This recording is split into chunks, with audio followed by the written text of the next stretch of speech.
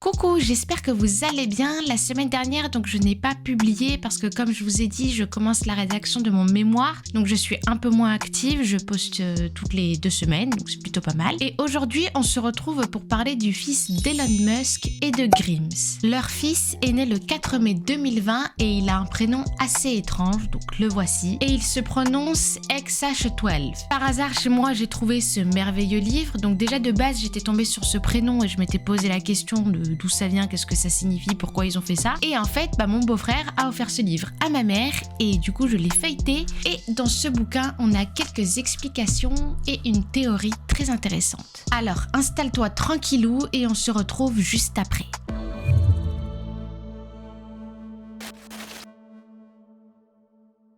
Petit rappel, Elon Musk, ou plus précisément Elon Reeve Musk, est né le 28 juin 1971 à Pretoria, en Afrique du Sud. Il est considéré comme étant le deuxième homme le plus riche au monde, après le français Bernard Arnault. Il est cofondateur et président-directeur général de la société astronautique SpaceX et directeur général de la société automobile Tesla. Grims, quant à elle, de son vrai nom Claire Boucher, c'est une artiste, musicienne, productrice, auteure, compositrice, interprète canadienne, rien que ça, née le 17 mars 1988 à Vancouver au Canada. Bon, ils sont plus ensemble aujourd'hui, mais admettent qu'ils s'aimeront toujours. Bref, ce genre de relation compliquée, mais on s'en fout, c'est pas du tout l'objet de cette vidéo. Elon Musk est père de 10 enfants, mais dans cette vidéo, on va se concentrer sur son avant-dernier.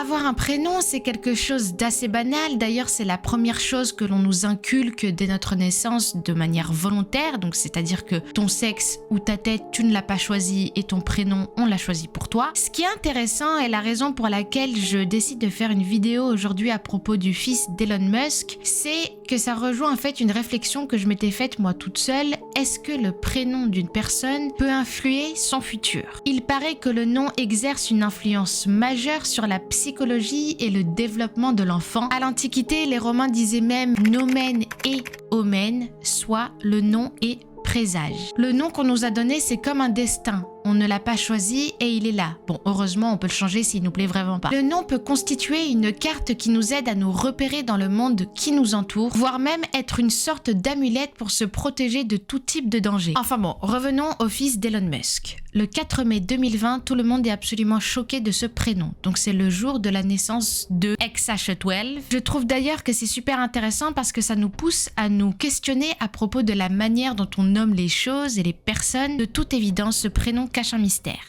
Alors, pour essayer de comprendre la signification de cet étrange prénom, on va essayer de remonter à l'origine d'Elon Musk. Donc, comme je vous ai dit tout à l'heure dans sa mini-biographie, il vient d'un pays originaire d'Afrique du Sud. Et souvent, là-bas, les parents ne choisissent pas tout seuls le prénom du futur bébé. Souvent, ils consultent les anciens, les devins ou encore les marabouts. Les prénoms les plus courants sont issus des personnes proches, donc le prénom de la mamie, du papy. Après, on peut dire qu'il y a les prénoms un peu plus courants de la vie de tous les jours, qui souvent manquent d'originalité. Et si on se casse un peu la tête, il y a des prénoms qui peuvent par exemple exprimer les circonstances d'une grossesse, d'un conflit familial, de quelconque événement important qui a eu lieu. Bon, moi je suis pas trop pour donner un prénom qui a une connotation négative, mais c'est possible. Par exemple, le prénom Entladi, donc je sais pas comment ça se prononce, désolé, peut-être que je l'ai bien dit, c'est un prénom originaire du pays d'Elon Musk et il signifie tonnerre. Donc ce prénom est donné aux enfants qui sont nés souvent le jour d'un orage. Et les prénoms peuvent faire partie d'une autre catégorie encore et c'est celle-ci qui m'intéresse pour cette vidéo. Certains prénoms font partie de la catégorie des non-messages. Ils sont fabriqués pour adresser un message à une personne, un esprit, une entité,